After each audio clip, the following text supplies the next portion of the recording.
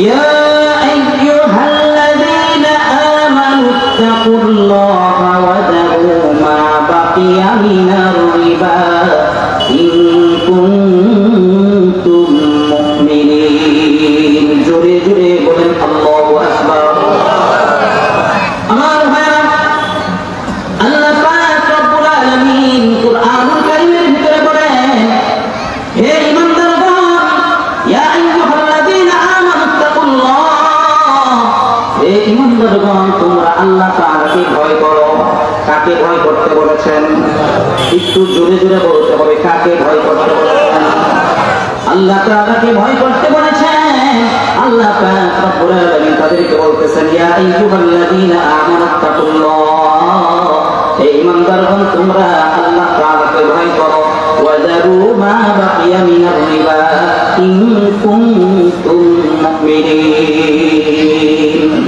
তোমাদের যে সুদী লেনদেন ছিল, এটা যেটা বাকি আছে এটাকে তোমরা ছেড়ে দাও, যদি তোমরা ঈমানদার হয়ে থাকো। তোমরা যদি ঈমানদার হয়ে থাকো, মুমিন যদি হয়ে থাকো, তোমরা আল্লাহ তাআলাকে ভয় করো এবং তোমাদের মাঝে যে সুদী লেনদেন ছিল এটা বাদ দিয়ে দাও। কার ফয়সালা? কথা বলতে হবে, কার ফয়সালা? আল্লাহ তাআলার ফয়সালা। হুজুর আকরাম সাল্লাল্লাহু আলাইহি ওয়াসাল্লাম ওই নবমুসলিমদেরকে জানিয়ে দিলেন যে আল্লাহ তাআলা আয়াত নাযিল করেছেন তোমাদের ব্যাপারে। তোমরা যে একদল সুদ চাইতেছো আর একদল দিবানা বলতেছো, এরকম তোমাদের মধ্যে যে এই বিষয়টা রয়েছে, তোমাদেরকে আল্লাহ তাআলা লক্ষ্য করে আয়াত নাযিল করে দিয়েছেন। তোমরা যদি ঈমানদার হও আর যদি আল্লাহ তাআলাকে ভয় করো, তাহলে অবশ্যই এই লেনদেন থেকে তোমরা বিরত থাকো। কার নির্দেশ? আল্লাহ তাআলা নির্দেশ দিয়েছেন। আল্লাহ পাক রব্বুল আলামিন তাদেরকে জানিয়ে দিলেন, এক নাম্বার, তোমরা যদি সুদ থেকে বিরত থাকো তাহলে আল্লাহ পাক রব্বুল আলামিনের তোমরা বান্দা হইলা। আর ভাইরা আমার, আর যদি তোমরা বিরত না থাকো, আল্লাহ পাক রব্বুল আলামিন পরবর্তী আয়াতের ভিতরে বলতেছেন, ফাইন লাম তাফআলু ফা'যানু বিহুরবিন মিনাল্লাহি ওয়া রাসূলিহি ওয়া ইন তুবতুম ফালাকুম রুউসু আমওয়ালিকুম লা তাযলিমুনা ওয়া লা তুযলিমুন। জোরে বলেন আল্লাহু আকবার। আমার ভাইরা, আল্লাহ নবী সাল্লাল্লাহু আলাইহি ওয়াসাল্লাম তাদেরকে জানিয়ে দিলেন, হে দুনিয়ার ইমানদাররা শোনো, তোমরা যারা ঈমান এনেছো, তোমরা যারা মুসলমান হয়েছে, তোমরা শোনো, তোমাদের ভিতরে তোমরা যদি এরকম ভাবে তোমাদের এই লেনদেনটাকে বাদ না দাও, সুদে আদান প্রদান যদি বাদ না দাও, তাহলে অবশ্যই যেই ব্যক্তি এই কাজের ভিতরে লিপ্ত থাকবে, আল্লাহ পাক রব্বুল আলামিন তাদেরকে জানিয়ে দিচ্ছেন, যে ব্যক্তি সুদী কারবার করতে থাকবে সেই ব্যক্তি আল্লাহ এবং আল্লাহ রাসূলের বিরুদ্ধে যুদ্ধ ঘোষণা করলো। কার বিরুদ্ধে যুদ্ধ ঘোষণা করেন? আল্লাহ এবং আল্লাহ রাসূলের বিরুদ্ধে যুদ্ধ ঘোষণা। এটা কার কথা? সূরাতুল বনী ইসরাঈলের সূরাতুল বাকারার ৭৮ নম্বর আয়াতের ভিতরে আল্লাহ তাআলা বলেন যে তোমরা এই সুদী লেনদেন বাদ দাও। যদি বাদ না দাও, তাহলে মনে রাখো, শুনে রাখো, তোমরা অবশ্যই আল্লাহ তাআলার বিরুদ্ধে যুদ্ধ ঘোষণা করলে, রাসূলের বিরুদ্ধে যুদ্ধ ঘোষণা করলে, আমি আপনাদের কাছে জানতে চাই, আমি আপনাদের কাছে প্রশ্ন রাখতে চাই, আল্লাহ তাআলার সঙ্গে যুদ্ধ করবে, বিপক্ষে যাবে, এমন কোন লোক আছে? কথা বলেন, আছে নাকি? পারবে কেউ? আল্লাহ তাআলার সঙ্গে যুদ্ধ করে কেউ পাবে না। এই জন্য ভাইরা আমার, এক নাম্বার, যে ব্যক্তি সুদের লেনদেন করবে, সুদের সর্বনিম্ন একবারে নিচু তক্কার একটা আযাব হলো, শাস্তি হলো, নিচু তক্কার একটা ঘৃণিত কাজ হলো, যে ব্যক্তি সুদে আদান প্রদান করবে, সুদে লিপ্ত থাকবে, লেনদেন করবে, ওই ব্যক্তি নিজের মায়ের সঙ্গে ৭০ বার জিনা করলো। আমার ভাইরা, আর সর্বোচ্চতম একটা গুনাহ হলো, সেই ব্যক্তি আল্লাহ তাআলার সঙ্গে যুদ্ধের ঘোষণা করে ফেলল। আমরা কি ঈমানদার? আমরা কি ঈমানদার বলেন? ঈমানদার যদি হতে পারি, আমরা যদি ঈমানদার দাবি করি, তাহলে অবশ্যই আমাদেরকে সুদ থেকে ফিরে আসতে হবে। রাজি আছি তো ইনশাআল্লাহ? আমার ভাইরা, এক নাম্বার, যে ব্যক্তি সুদের আদান প্রদান করবে, সেই ব্যক্তি ব্যক্তি আল্লাহ তাআলার সঙ্গে যুদ্ধ ঘোষণা করবে। আর 2 নম্বর বিষয় হলো আল্লাহ পাক রব্বুল আলামিন সূরাতুল বাকারার 275 নম্বর আয়াতের ভিতরে বলেন, আল্লাযীনা ইয়াকুলুনা আর-রিবা লা ইয়াকুমুনা ইল্লা কামা ইয়াকুমুল্লাযী ইয়াতাকাব্বাতুহু আশ-শাইতানু মিনাল মাস। আমার ভাইরা, আল্লাহ পাক রব্বুল আলামিন বলেন, আল্লাযীনা ইয়াকুলুনা আর-রিবা লা ইয়াকুমুনা ইল্লা কামা ইয়াকুমুল্লাযী ইয়াতাকাব্বাতুহু আশ-শাইতানু মিনাল মাস। সুদের দ্বিতীয় নম্বর ভয়াবহতা হচ্ছে যে ব্যক্তি সুদ খাবে, সুদ দিবে, সুদ নিবে, সুদ দিবে, এমন যে ব্যক্তি আছে ওই ব্যক্তিরা এমন পরিস্থিতি হবে যেমন এরকম ভাবে কিয়ামতের দিন তাদেরকে উঠানো হবে। কিয়ামতের দিন এমন অবস্থায় উঠাবে, আল্লাহ পাক রব্বুল আলামিন বলেন যে তাদেরকে শয়তানে স্পর্শ করে তাদেরকে পাগল বানিয়ে দেওয়া হয়েছে। এমন ভাবে তারা আল্লাহ তাআলার সামনে দাঁড়াবে। বলেন না নাউযুবিল্লাহ। আমার ভাইরা, অনেক মানুষ এমন আছে যাদেরকে শয়তান স্পর্শ করে, তারা এরকম ভাবে বিভিন্ন ধরনের কার্যকলাপ করে থাকে, বিভিন্ন ধরনের আচার ভঙ্গি করে থাকে, ঠিক কিনা বলেন? কেউ পাগল হয়ে যায়, কেউ হঠাৎ দৌড়াদৌড়ি করে, ছুটাছুটি করে, এলোমেলো ভাবে চলতে থাকে, মানুষকে গালি দেয়, এরকম ভাবে তাকে মানুষ বলে পাগল, পাগল হয়ে গেছে, জিনা ধরছে, ভূতা ধরছে, ঠিক কিনা বলে কিনা ভাই? ও ভাইরা, কিয়ামতের ময়দানে যারা নাকি সুদখোর তাদেরকে আল্লাহ পাক রব্বুল আলামিন পাগল অবস্থায় উঠাবেন। কেন কেন কেন? আল্লাহ পাক রব্বুল আলামিন বলেন তারা তাদেরকে এই জন্যই পাগল করে উঠানো হবে। তারা বলে যালিকা বিআন্নাহুম ক্বালু ইন্নামাল বাইউ মিথলুর রিবা। বলেন না নাউযুবিল্লাহ। আমার ভাইরা, আল্লাহ পাক রব্বুল আলামিন বলেন যে ব্যক্তি দুনিয়ার জমিনে বলতো এরা পাগল হিসেবে, এই জন্যই তাদেরকে আমি এখানে উঠাবো। এই জন্য কারণ হলো তারা দুনিয়ার জমিনে বলতো যালিকা বিআন্নাহুম ক্বালু ইন্নামাল বাইউ মিথলুর রিবা। তারা বলতো যে সুদ তো, ব্যবসা তো সুদের মতোই, এই জন্যই তাদের এই অবস্থা হবে, ঠিক কিনা বলেন? তারা বলে কি যে ব্যবসা তো সুদের মতোই, কারণ ব্যবসা করলেও লাভ হয়, সুদে লাগাইলেও লাভ হয়। এখন এই জন্যই আমরা সুদে লাগাই, যার কারণে আমাদের অন্য কোনো কাজ করতে হয় না, আমরা সুদে লাগাই আর সারাদিন এটার কিস্তি তুলি, কেমনে তোলা যায় এটা করি। এই জন্য মনে রাখেন, যারা এরকম কাজ করে, যারা এই কাজে লিপ্ত থাকবে, আল্লাহ পাক রব্বুল আলামিন তাদেরকে কি করবেন? একেবারে পাগল করে উঠাবেন, বিকলাঙ্গ করে উঠাবেন, হাত পা ভাঙা এরকম ভাবে একবারে ল্যাংড়া ট্যাংরা করে উঠাবেন। আমরা কি কিয়ামতের ময়দানে আল্লাহ তাআলার সামনে স্টিল বডি নিয়ে দাঁড়াইতে চাই, নাকি ল্যাংড়া, বুবা, পাগল না জুনুন এরকম ভাবে উঠতে চাই? কোনটা? কথা বলেন, কোনটা হিসেবে উঠতে চাই? ইমানদার হিসেবে উঠতে চাই, ঠিক কিনা বলেন?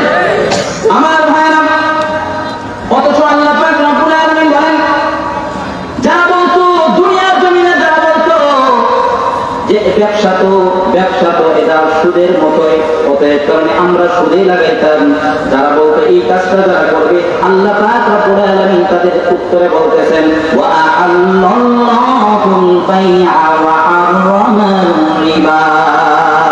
আল্লাহ পাক রব্বুল আলামিন বলেন তোমরা যে বলতেছো ব্যবসা সুদের মতোই, না না না, ব্যবসা সুদের মতো না। আমি আল্লাহ তাআলা ব্যবসাকে হালাল করেছি আর এই সুদকে আমি হারাম করে দিয়েছি। ব্যবসাকে হালাল করেছেন কে? জোরে বলতে হবে কে? জোরে বলেন কে? ব্যবসাকে হালাল করেছেন কে? ব্যবসার ভিতরে বরকত রেখেছেন কে? সুদের ভিতরে বরকত রাখে নাই কে? সুদ ধ্বংসাত্মক জিনিস। যে ব্যক্তি সুদের ভিতরে এরকম লিপ্ত থাকবে তার সংসারের ভিতরে কোনো ধরনের বরকত আল্লাহ তাআলা দিবেন না। কিন্তু যে ব্যক্তি সুন্নত তরিকায় ব্যবসা করবে, আল্লাহ পাক রব্বুল আলামিন তাকে অবশ্যই অবশ্যই বরকত দিয়ে ধন্য করবেন। পৃথিবীর ইতিহাসে যত ধরনের কর্মজীবন আছে, জীবিকার যত ধরনের এরকম ভাবে সিস্টেম আছে, সমস্ত সিস্টেমের ভিতরে আল্লাহ তাআলা রেখেছেন 10 ভাগ বরকত। আর যে ব্যক্তি ব্যবসা করবেন, আল্লাহ পাক রব্বুল আলামিন তার ভিতরে আরো 90 ভাগ বরকত আল্লাহ তাআলা দিয়ে দিবেন। অর্থাৎ যে ব্যক্তি ব্যবসা করবে, হালাল ভাবে ব্যবসা করবে, সেই ব্যক্তির জীবিকার ভিতরে আল্লাহ তাআলা 90 গুণ বেশি আল্লাহ তাআলা সওয়াব দিয়ে, বরকত দিয়ে ভরপুর করে দিবেন। এই জন্য ভাইরা আমার, নবী আলাইহিস সালাতু ওয়াস সালাম সকলেই প্রায় ব্যবসা করেছেন, ব্যবসাটা হচ্ছে সুন্নাহ। ও ভাইরা আমার, আল্লাহর নবী সাল্লাল্লাহু আলাইহি ওয়াসাল্লাম ব্যবসা করেছেন, যার কারণে খাদিজাতুল কুবরা রাদিয়াল্লাহু তাআলা আনহা তিনি এরকম ভাবে তিনার প্রতি আকৃষ্ট হয়েছেন, ঠিক কিনা বলেন? হযরতে রাসূল আকরাম সাল্লাল্লাহু আলাইহি ওয়াসাল্লামের চাচা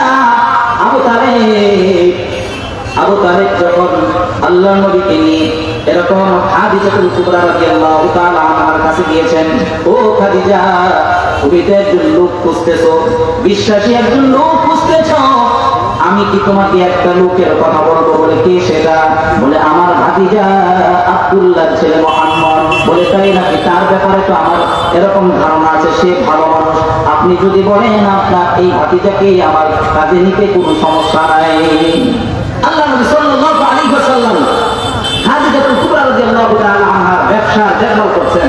প্রথম যখন সিরিয়ার জমিনে যান, ব্যবসা এরকম ভাবে নিয়ে যান, পরবর্তীতে এখান থেকে মক্কা থেকে যে সমস্ত মালপত্র নিয়ে গিয়েছিলেন অধিক মুনাফায় বিক্রি করে, আবার ওখান থেকে কিছু মাল কিনে আবার মক্কায় যখন বিক্রি করছেন দ্বিগুণ লাভবান হয়েছেন।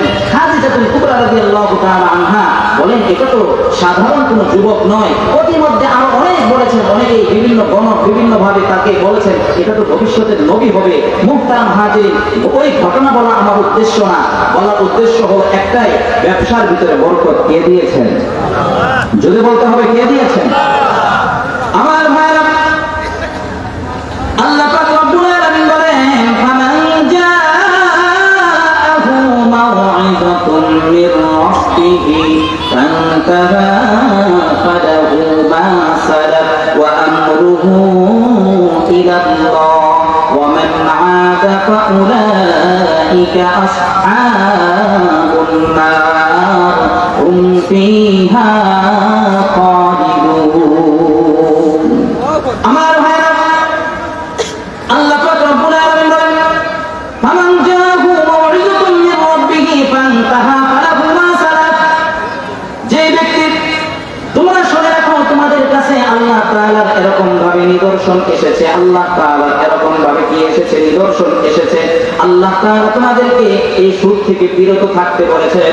যে ব্যক্তি এই সুদ থেকে বিরত থাকবে, আল্লাহ পাক রব্বুল আলামিন চাইলে তার অতীতের সমস্ত গুনাহগুলি মাফ করে দেবে। যে ব্যক্তি সুদ থেকে ফিরে আসবে, তওবা করবে, আল্লাহ পাক রব্বুল আলামিন তাকে মাফ করে দিবেন, চাইলে মাফ করে দিবেন। আবার ভাইরা আমার, মুহতারাম হাজিরিন, এই সুদের সাথে একটা সম্পর্ক আছে বান্দার হকের। এর সম্পর্ক বান্দার হকের সম্পর্ক। কারণ হলো, যখন একজন মানুষ সুদে কোনো টাকা লাগায়, একজন গরিব মানুষও তো তার কাছ থেকে নিতে আসে, ভাই কোনোভাবেই টাকা ম্যানেজ হচ্ছে না, আপনি একটু যদি দিতেন, আপনি 10 টাকা নেন আর 20 টাকা নেন আর 50 টাকা নেন, কোনো সমস্যা নেই, আমাকে আগে টাকা দেন, ঠিক কিনা বলেন? এই ব্যক্তি তখন নিরুপায় হয়ে তখন এরকম ভাবে টাকা নিতে যায়। এই পরবর্তীতে সুদের মুনাফা উসুল করতে গিয়ে তার মাথার ঘাম পায়ে ফেলতে ফেলতে তার জীবনটাই শেষ করে দেয়, তারপরেও সুদের আসল টাকা সহ ফেরত দিতে সক্ষম হয় না, ঠিক কিনা বলেন?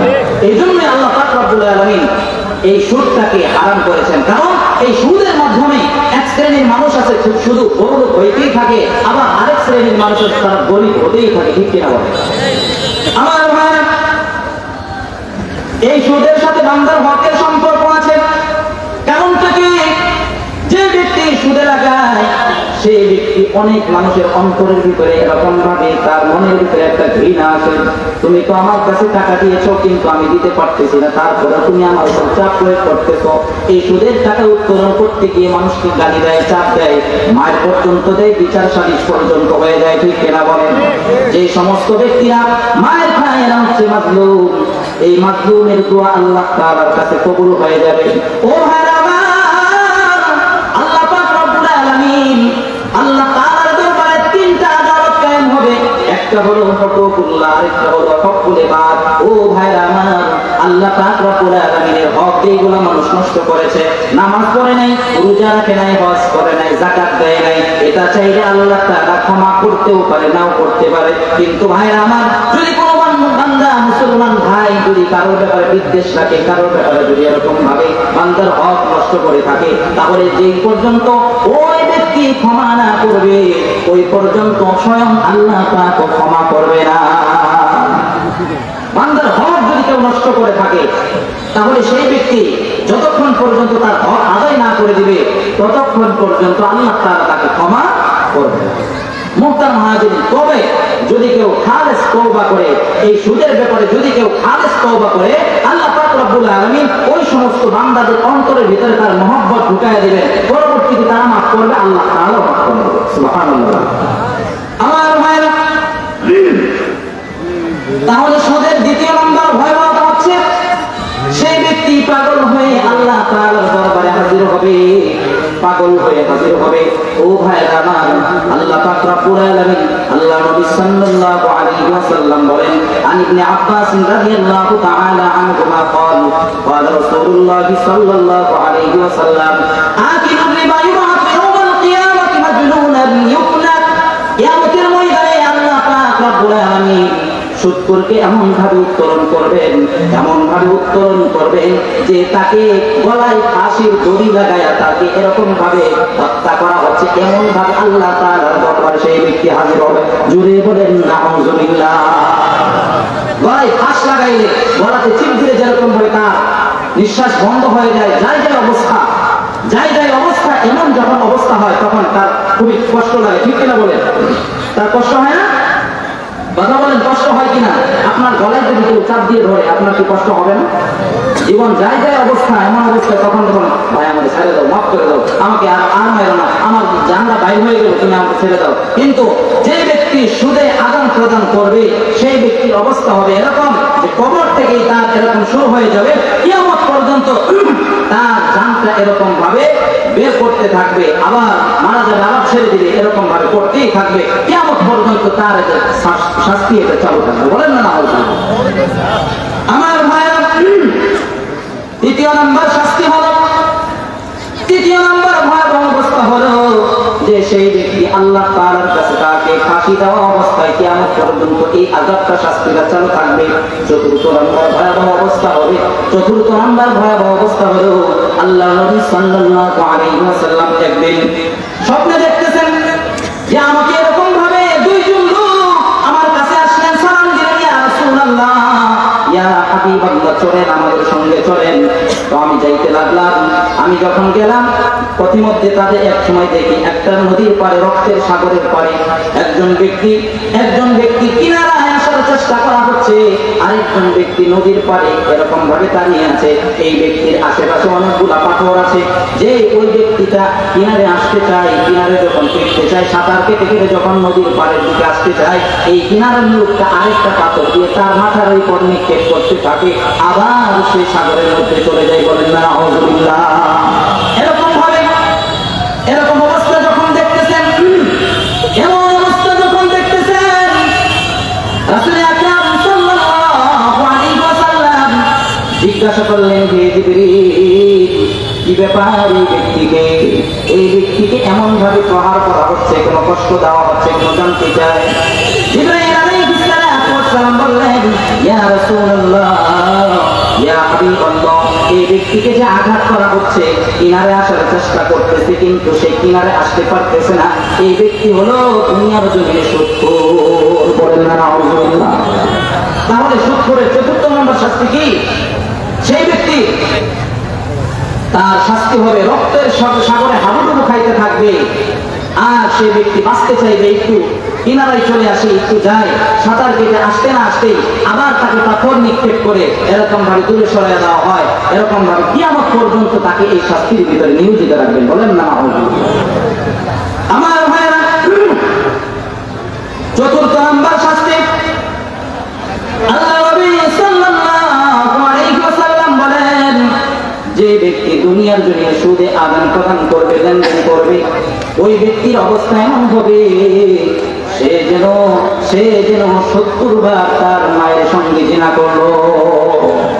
রাসূল আকরাম সাল্লাল্লাহু আলাইহি ওয়াসাল্লাম বলেন, যে সমস্ত এলাকাতে সুদের কারবার চলে এবং জিনার বিচার চলে, জিনার কাজ বেশি বেশি চলে, সুদের ফয়লা যে সমস্ত এলাকায় চলে গিয়েছে, ওই সমস্ত এলাকাতে আল্লাহ পাক রব্বুল আলামিনের আযাব তাদের দিকে নির্ধারিত করে নেয়।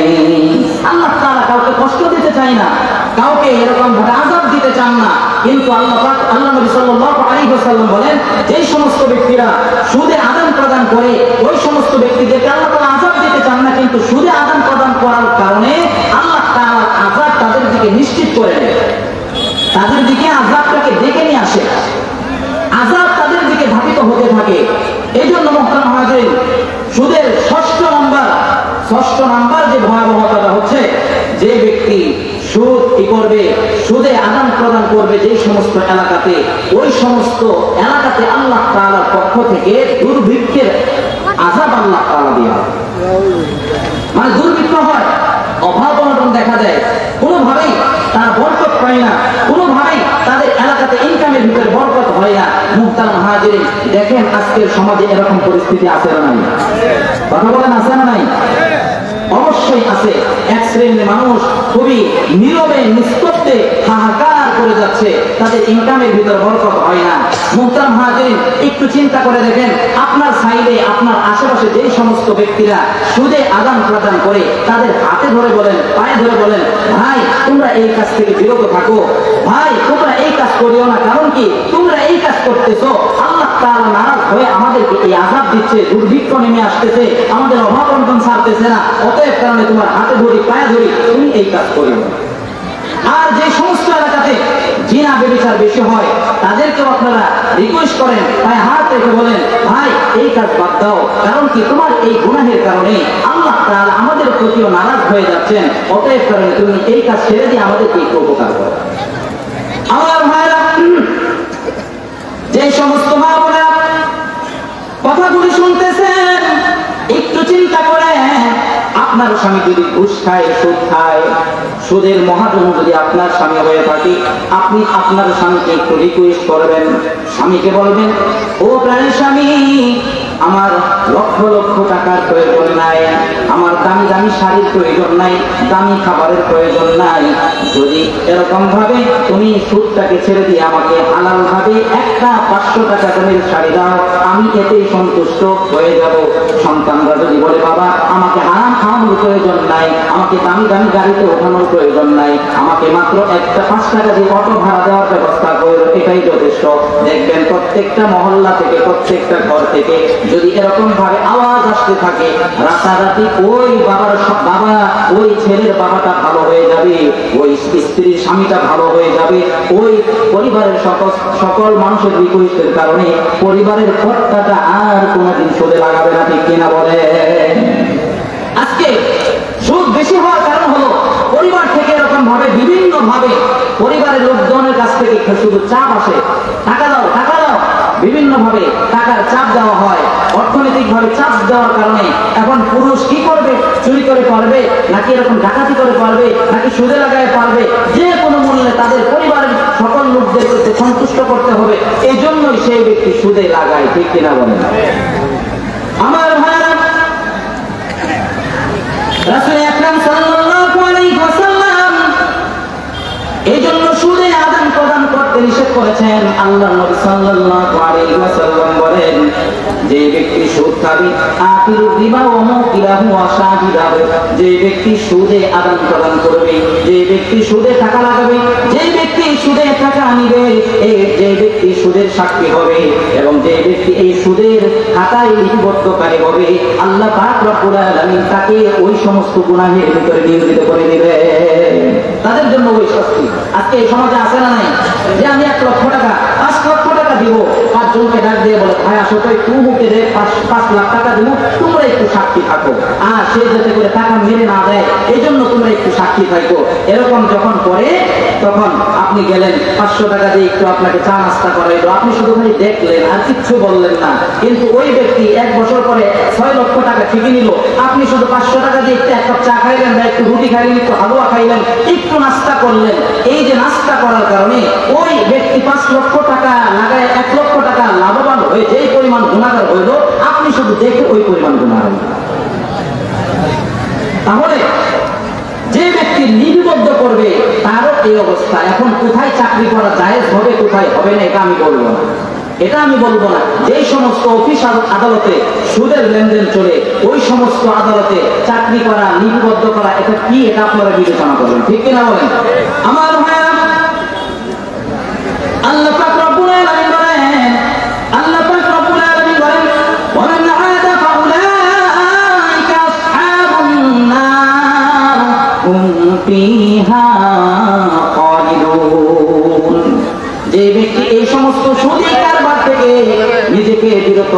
করবে, নিজেকে যদি বিরত না করে, নিজেকে যদি পরহেজ না করে, তাহলে আল্লাহ পাক রব্বুল আলামিন বলেন ওমান আদা ফাউলাইকা আসহাবুন নার হুম ফিহা খালিদুন। ওই সমস্ত ব্যক্তিরা আল্লাহ তাআলার আযাবে জাহান্নামের ভিতরে চিরকাল সেখানে বসবাস করবে। জুড়ে বলেন নাউযুবিল্লাহ। আমার ভাইরা, আল্লাহ পাক রব্বুল আলামিন বলেন বালা মান কাসাবা সাইয়্যাতান ওয়া আহাতাত বিহি খাতিআতুহু ফাউলাইকা আসহাবুন নার হুম ফিহা খালিদুন। আল্লাহ পাক রব্বুল আলামিন অন্যত্র আয়াতের ভিতরে আল্লাহ পাক বলেন যে ব্যক্তির পাপ তাকে ঘিরে ফেলেছে, এমন পাপ যে তার পাপ তাকে ঘিরে ফেলেছে, এমন পাপ হতে পারে, এক একজনের পাপ এক একজনের হতে পারে, এক এক রকম হতে পারে, এক একজনের গুনাহ এক এক রকম হতে পারে, এক একজনের অপকর্ম এক এক রকম হতে পারে। কেউ আছে মোবাইলের গুনাহ থেকে বাঁচতে পারে না, কেউ আছে চোখের গুনাহ থেকে বাঁচতে পারে না, কেউ আছে মিথ্যার গুনাহ থেকে বাঁচতে পারে না, কেউ আছে জবানের গুনাহ থেকে বাঁচতে পারে না, কেউ আছে অন্তরের গুনাহ থেকে বাঁচতে পারে না। অর্থাৎ যে যেই কাজে নিয়োজিত থাকে ওই কাজ থেকে বাঁচতে পারে না, অর্থাৎ তার পাপ তাকে ঘিরে ফেলেছে। এমন পাপের কারণে আল্লাহ তাআলার জাহান্নামে সে চিরকাল থাকবে। আমার ভাইরা, জাহান্নামের অবস্থা কেমন হবে? জাহান্নামে তো আমরা কেউ থাকতে পারবো না। জাহান্নামের আযাবের কথা একটু ভাবেন। আল্লাহ পাক রব্বুল আলামিন বলেন, আল্লাহ তাআলা বলেন ফাইন লাম তাফআলু ওয়া লান তাফআলু ফাত্তাকুন নার আল্লাতী ওয়াকুদুহান নাস ওয়াল হিজারা উইদ্দাতুন লিল কাফিরিন। আল্লাহ রাব্বুল আলামিন সূরাতুল বাকারার ভিতরে বলেন, আল্লাহ তাআলা বলেন যে ব্যক্তিরা তোমরা যারা ঈমানদার শুনে রাখো, আমি জাহান্নামের ভিতরে এমন শাস্তি রেখেছি যে শাস্তি, যে আগুনটা এরকম ভাবে প্রজ্বলিত করা হবে মানুষ দিয়ে এবং পাথর দিয়ে। অর্থাৎ মানুষ দ্বারা আল্লাহ তাআলা আগুন ধরাবেন, পাথর দিয়ে আগুন ধরাবেন। আর আল্লাহ তাআলা বলেন যারা নাকি অপকর্ম করবে, যারা নাকি জাহান্নামের কাজ করবে, যারা নাকি বিভিন্ন ভাবে তার গুনাহের কাজের ভিতরে লিপ্ত থাকবে, আল্লাহ পাক রব্বুল আলামিন বলেন তাদেরকে আমি জাহান্নামে আগুন ধরাবো।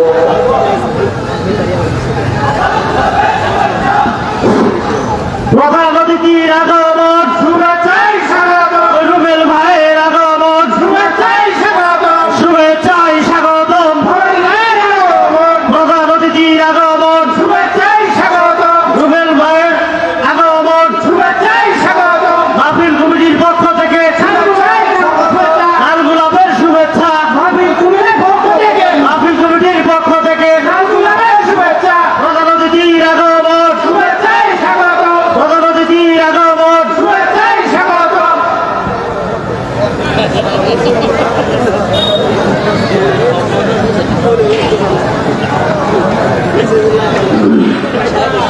মুহতারাম হাজিরিন, আমরা শান্ত হয়ে বসে যাই। তাহলে বলতেছিলাম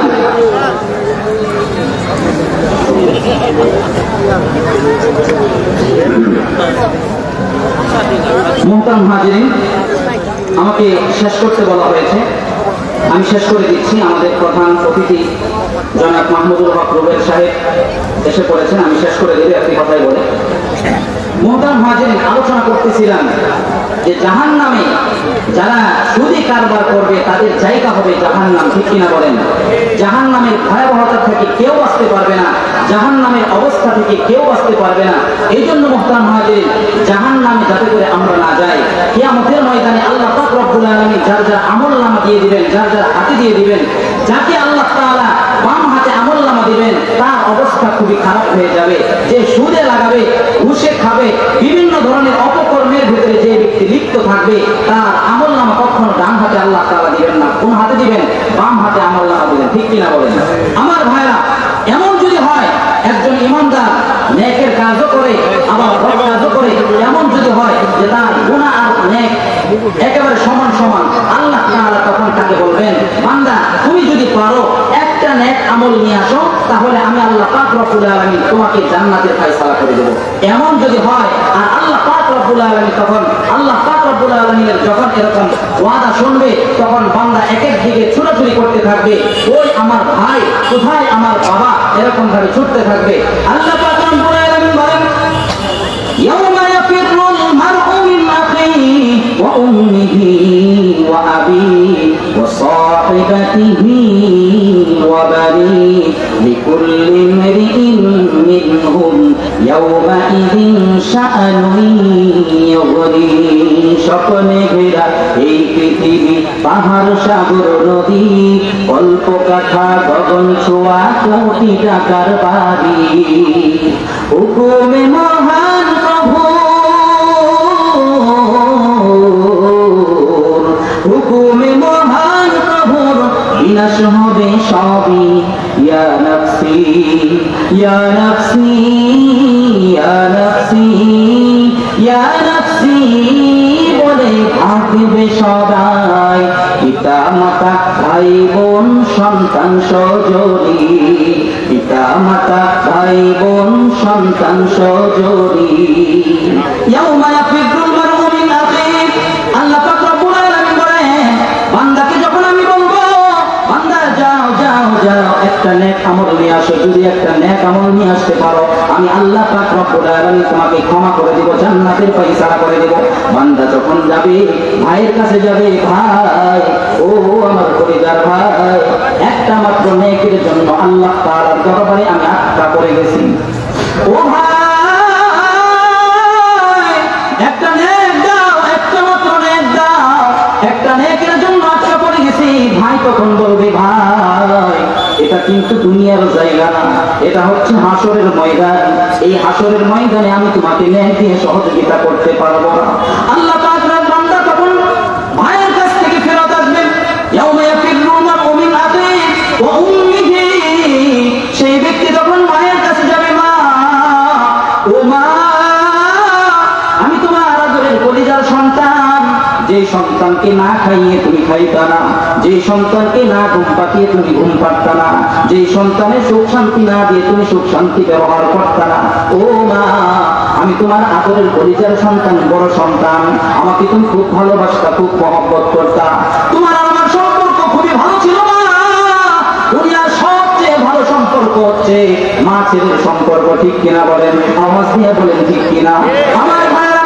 মা তখন বলবে বাবা তুমি তো ভালোই বলেছো কিন্তু তোমার কথা তোমার কোথাও ভুল হচ্ছে বাবা ও বাবা আমি তোমাকে নেক দিতে পারবো না আমি তোমার মা না দুনিয়ার জমিনে তো আমার কখনো বিয়ে হয় নাই আমার ভাইরা সন্তান তখন মায়ের কাছ থেকে লজ্জিত হয়ে ফিরে যাবে এবার চলে যাবে বাবার কাছে ও উম্মিহি ওয়া আবি সেই ব্যক্তি চলে যাবে বাবার কাছে ও বাবা আমাকে তো দুনিয়ার জমিনে খুব সহায় সম্পত্তি দিয়ে আসছিল আমি তো আমার সহায় সম্পত্তি ধরে রাখতে পারি নাই অন্যায় কাজে ব্যয় করে শেষ করে দিয়েছি আমার তো কোনো উপায় নাই একটা মাত্র নেকের জন্য আটকা পড়ে গেছি ও বাবা আমাকে কি কিন্তু তুমি একটি নেক দাও তুমি কি একটা নেক দিবা আমাকে বাবা বলবে না বাবা না দুনিয়ার জমিন না এটা আমি তোমাকে নেক দিয়ে সহযোগিতা করতে পারবো না তুমি যাও চলে যাও অন্যত্র দেখো ও সাহিবাতিহি ওয়া বানি লিকুল্লি ইমরিইন মিনহুম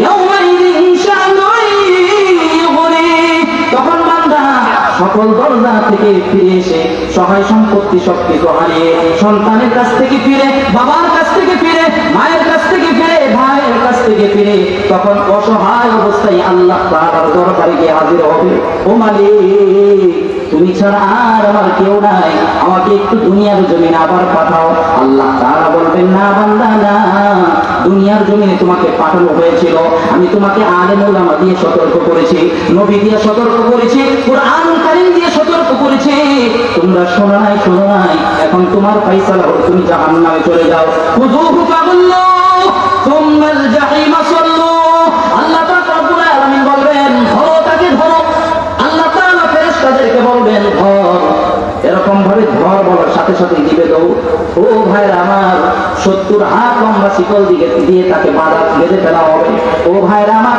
এই জন্য ভাইরা আমার আমাদেরকে এখনই চিন্তা ভাবনা করা দরকার আমরা কিভাবে চলবো দুনিয়ার জমিনটা কিভাবে চলবো একটু আমরা যদি ভালো হয় ঈমান নিয়ে কবরে যাইতে পারি তাহলে আল্লাহ পাক রব্বুল আলামিন তাকে জান্নাতের বাসিন্দা বানায় দিবে আমরা কি জান্নাতে যেতে চাই চাই তো কে চাই একটু হাত তুলে দেখায় যদি জান্নাতে যেতে চাই তাহলে আজ থেকে সুদ ঘুষ এইগুলো থেকে বিরত থাকবো রাজি আছে তো ইনশাআল্লাহ আল্লাহ তাআলা আমাদের সকলকে তৌফিক দান করুন সকলেই বলেন আল্লাহুম্মা আমিন হাজির, যতটুকু কথা বললাম কোরআন থেকে বলার চেষ্টা করেছি।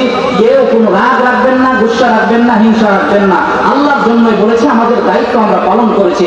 দেখা হবে ইনশাআল্লাহ হাশরের ময়দানে। সেদিন যাতে করে কোনোভাবে বলতে না পারেন হুজুর আপনারা তো বলেন নাই, এই কথা যাতে করে কেউ না বলতে পারেন। এই জন্য আমাদের দায়িত্বটা আমরা বললাম, মানা না মানা এটা আমাদের নিজেদের ব্যাপার, ঠিক কিনা বলেন?